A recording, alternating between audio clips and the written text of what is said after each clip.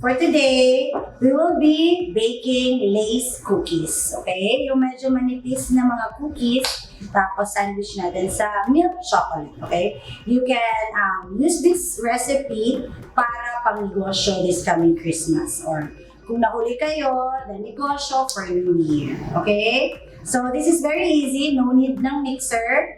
Kailangan mo lang talaga ng oven. Okay? So, let's start. By the way, for the ingredients, you melt your butter, brown sugar, rolled oats, konting flour, almonds na nakachop ng medyo mapino, and your honey. Tapos, milk chocolate, set aside muna natin. Okay? So, in your bowl, just mix your melted butter, your brown sugar. The next will be your honey.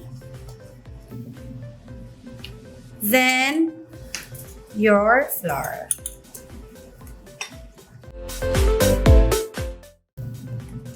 Kagandahan ng cookies is you can make this one ahead of time. So, if ayaw nyo ibenta, then pwede nyo panregalo for Christmas. Edible gifts. And then lastly, finely chopped almonds. Pwede naman almonds lahat, but to be a little bit healthy side, you put the rolled oats.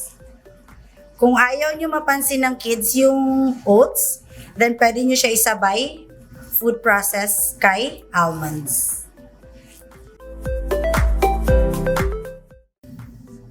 Then after that, prepare our cookie sheet na may silpat.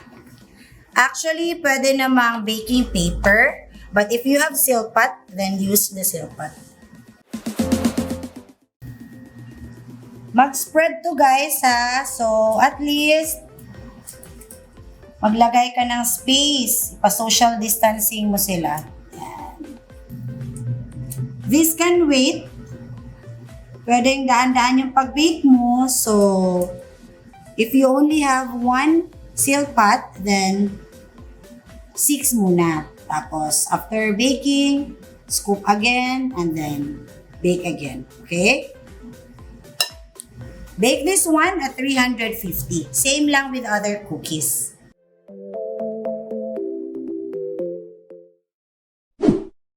Here's your lace cookies. Yan. Yung mga butas-butas. And then, yung milk chocolate kanina, you melt it. Tapos, sandwich natin yung dalawang lace cookies. This is actually optional, okay? Pwede nyong ibenta na ganito lang. Or, pwede namang mag-sandwich kayo ng chocolate in between.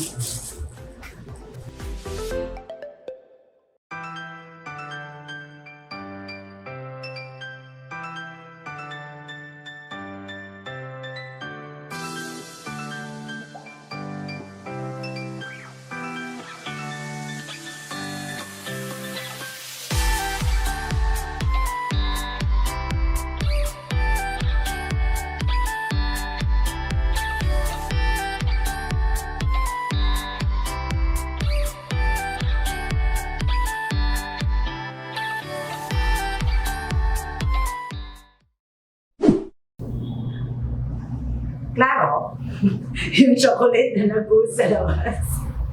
There you go, guys.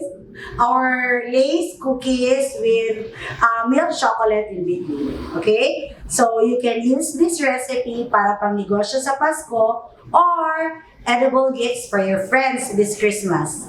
Again, thank you for watching and don't forget to like and subscribe our YouTube channel. Merry Christmas!